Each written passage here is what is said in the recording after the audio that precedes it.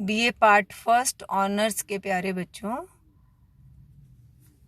पिछले 2 वीडियो में मैंने आप लोगों को मानव भूगोल के आधारभूत सिद्धांतों के बारे में बताया। आज हम इसके अंतिम सिद्धांत की बात करते हैं कि मानव भूगोल के आधारभूत सिद्धांतों में अंतिम सिद्धांत है वातावरण समायोजन का सिद्धांत। अब क्रियाशीलता और पार्थिव एकता का जो सिद्धांत है, इन दोनों के बनने में, इन दोनों के प्रतिपादन में वातावरण समायोजन का बहुत महत्वपूर्ण योगदान है। यानी प्रत्येक क्षेत्र में पर्यावरण की निर्धारित की गई सीमाओं के अंतर्गत मानव अपनी आवश्यकताओं और क्षमताओं के अनुसार वातावरण के साथ समायोजन कर अपना विकास करता है। तो इसी विकास के आधार पर प्राकृतिक परिस्थितियां प्रभावित होती हैं। इसमें आप ऐसा कह सकते हैं कि या तो मनुष्य क्या चाहता है, प्रकृति में परिवर्तन कर देना, और प्रकृति क्या है कि हर जगह उसको अपना पूरी तरह से परिवर्तन नहीं करने देती। तो फिर मनुष्य ने क्या किया कि जहाँ जहाँ प्रकृति ने उसको मौका दिया, संभावना दी, वहाँ वहाँ उसने विकास के उच्च लेवल तक अपने कार्यों को ले गया। और जहाँ जहाँ प्रकृति ज़्यादा कठोर थी, जहाँ जहाँ प्रकृति ने ये प्रकृति की कठोरता को देखते हुए मनुष्य परिवर्तन नहीं कर पाया, तो उसने प्रकृति के साथ वहाँ पर समायोजन कर लिया। यानी जहाँ संभावनाएं मिली वहाँ ज़्यादा विकास हुआ, और जहाँ संभावनाएं नहीं मिली प्रकृति के द्वारा, वहाँ पर विकास कार्यों को प्रकृति के अनुसार किया गया कि प्रकृति जैसी है वैसे ही मनुष्य ने रहना शुरू कर दिया। तो प्राकृतिक वातावरण, अब इसमें क्या है, वातावरण को 2 भागों में बांटा है, एक प्राकृतिक वातावरण और दूसरा सांस्कृतिक वातावरण।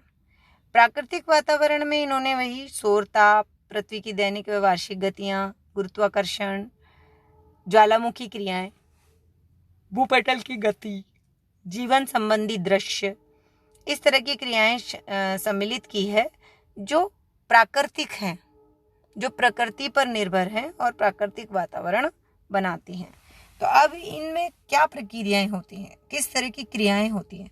तो सबसे पहले हमने जो बात की थी अपर्दन और अपक्षय, अपसादीकरण, ताप विकिरण, चालन, ताप संवहन, वायु एवं जल में गतियों का पैदा होना, जीव जातियों का जन्म, मरण, विकास इत्यादि चीजें इन प्राकृतिक वातावरण की प्रक्रियाओं में सम्मिलित हैं।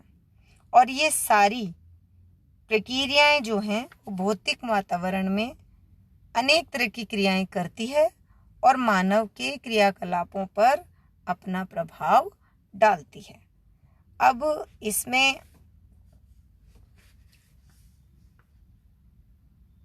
वे शक्तियां जो मानव को स्वयं एक भौगोलिक गठन के रूप में देखती है, यानी मानव जनसंख्या, उसका वितरण, घनत्व, स्त्री पुरुष अनुपात, आयु वर्ग, प्रजातीय रचना, शारीरिक स्वास्थ्य, मानसिक क्षमता और जनसंख्या में वृद्धि, इस तरह के तत्वों को सम्मिलित किया जाता है मानव शक्ति में।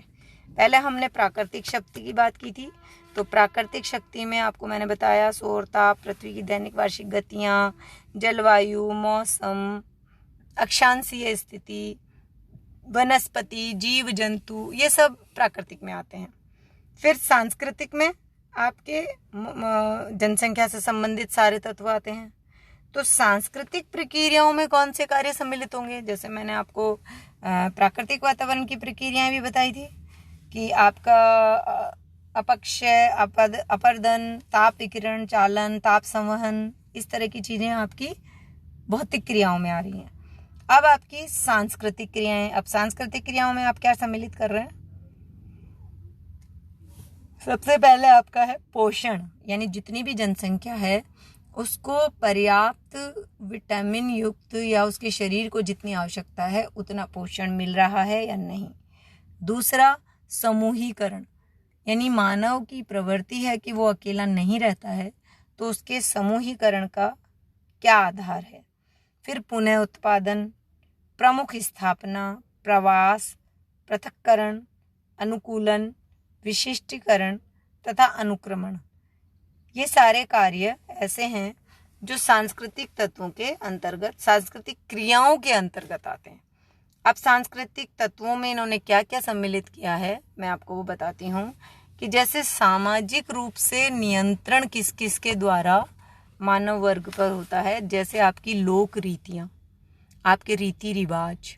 आज भी हम मृत्यु हो, जन्म हो, विवाह हो, इन सब में उन सारे रीति रिवाजों को करते हैं जो कि प्राचीन समय से हमारे घर में पुरानी पीढ़ी करती हुई आ रही है। हम उसमें कोई क्वेश्चंस नहीं लगाते, हम जितना भी काम होता है वो कहते हैं ऐसे करना है, ऐसे करना है, और हम वैसे ही करते हैं। तो एक तो आपका आ गया लोक रीतियाँ, रीति रिवाज, मान्यताएं और आदर्श। यानी आप अपने जीवन में जिस तरह के आदर्शों को लेकर अपनी कार्यशैली रखेंगे, अपना जीवन रखेंगे, उसी के अनुसार वहाँ संस्थाएं उस तरह की होंगी। और अब जैसे आपकी जो सामाजिक नियंत्रण करते हैं उसमें पहला तो है सरकार, फिर आपका विवाह प्रथा, फिर पुलिस, कानून, युद्ध, विद्यालय, ये सारे क्या करते हैं, आपको सामाजिक रूप से नियंत्रित करते हैं। यानी आपका सरकार नियंत्रित करती है कि कितनी सुविधाएं मिलेगी और कितना आपको सरकार के साथ समायोजन करके चलना पड़ेगा। दूसरा विवाह प्रथा, विवाह प्रथा में भी सामाजिक बंधन है। जैसा ज़्यादातर देखा जाता है कि पिता और परिवार के द्वारा ही बच्चों की शादियां तय कर दी जाती हैं और बच्चे उसे खुशी खुशी अपनाते भी हैं। तो ये एक तरह की सामाजिक व्यवस्थाएं हैं। फिर फिर पुलिस है, कानून है, ये सब वातावरण सामाजिक नियंत्रण की क्रियाओं में आते हैं, प्रतिरूपों में आते हैं। फिर आपका वातावरण समायोजन के दो पहलू हैं। दो पहलुओं में है एक अनुकूलन और एक रूपांतरण। सबसे पहले तो प्रकृति की उपज है मानव, यानी प्रकृति ने ही हमें जन्म दिया है या हम उसी का एक हिस्सा हैं। तो प्राकृतिक वातावरण के अनुसार जो कार्य किए जाते हैं मनुष्य के द्वारा, उसको पर्यावरण के साथ अनुकूलन कहते हैं। यानी आपने परिवर्तन नहीं किया, आपको प्रकृति ने जैसी सुविधाएं दी, आप उन्हीं सुविधाओं के तहत रह रहे हैं। उसमें प्रकृति के दिए हुए संसाधनों में आप कोई भी परिवर्तन नहीं कर रखे।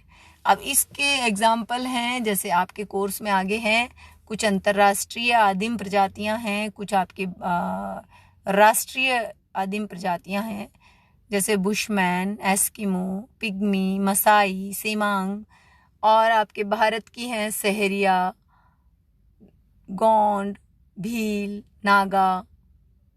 तो ये इस तरह के जीवन है इनके कि ये अनुकूलन में चल रहे हैं, ये प्रकृति को डिस्ट्रॉय नहीं कर रहे। ये आज भी जैसा प्रकृति ने उनको अभाव दे रखे हैं, उन्हीं अभाव में जी रहे हैं। दूसरा है आपका रूपांतरण। अब प्रत्येक व्यक्ति प्रकृति ने जो दिया उसके अनुसार रहना पसंद नहीं करता, तो वो आवश्यकता अनुसार प्रकृति में परिवर्तन करता है। जैसे मैंने अभी थोड़ी देर पहले ही आप लोगों को बताया था कि गर्मी से बचने के लिए पंखे, कूलर और एसी बना लिए, सर्दी से बचने के लिए हीटर बना लिए। यानी वातानुकूलन, यानी जैसा भी आपको वातावरण मिला है उसको अपने अनुकूल बना लिया और आराम से अपना जीवन चलने दिया। तो इसमें आपको ऐसा रूपांतरण जो है, जिस भी आप देखेंगे, जैसे पहाड़ों में आप कभी भी कहीं जाएं तो आप देखेंगे उनके घरों में हमेशा ही मोटे गलीचे ऊनी घरों के फर्श पर बिछे होते हैं। कारण वहाँ इतनी ठंड होती है कि अगर वो नहीं बिछाएंगे तो वो अपने घर में ठिठुरते ही रहेंगे और कोई काम नहीं हो पाएगा। वहाँ ग्रीष्म काल में भी ये गलीचे या जो कालीन है इनको हटाया नहीं जाता है, क्योंकि वहाँ ग्रीष्म काल का टेम्परेचर भी उतना ही होता है जितना हमारे यहाँ शीतकाल में होता है। तो मनुष्य ने अपने अनुसार घर को गर्म करने के लिए ऐसे कुछ साधन उपलब्ध करवा लिए जिससे कि प्रकृति तो वही है, लेकिन उसने अपने जीवन जीने के ढंग में परिवर्तन कर लिया। तो ये दो चीज हैं इसमें, अनुकूलन और रूपांतरण। तो अनुकूलन और रूपांतरण के तहत वातावरण समायोजन किया जाता है। वातावरण समायोजन में आपके या तो आप पृथ्वी पर जो आपकी भौगोलिक दशाएं उपलब्ध हैं उनके अकॉर्डिंग रहोगे, या आप उन भौगोलिक दशाओं में परिवर्तन कर अपनी सुविधाजनक स्थिति में रहेंगे। तो ये तीसरा है आपका वातावरण समायोजन का सिद्धांत। अब इन तीनों सिद्धांतों की सहायता से हम मानव भूगोल का एक समुचित अध्ययन कर सकते हैं। क्रियाशीलता, पार्थिव एकता और वातावरण समायोजन, ये तीनों सिद्धांत मानव भूगोल के अध्ययन के आधारभूत तत्व हैं। इन तीनों सिद्धांतों के तहत ही हम मानव भूगोल का अध्ययन करते हैं। तो ये तीनों सिद्धांत आप पढ़ लीजिएगा, और इसमें कोई प्रॉब्लम हो तो मैं नोट्स भी व्हाट्सएप पे आप लोगों को दूंगी, तो उन नोट्स की सहायता से आप लोग उसको पढ़कर देख लीजिएगा। मुझे लगता है समझ आ ही जाएगा, और नहीं अगर आए तो आप व्हाट्सएप पे मेरे नंबर हैं, आप मुझसे बात कर सकते हैं। कोई भी प्रॉब्लम हो तो आप मुझसे पूछ सकते हैं। धन्यवाद।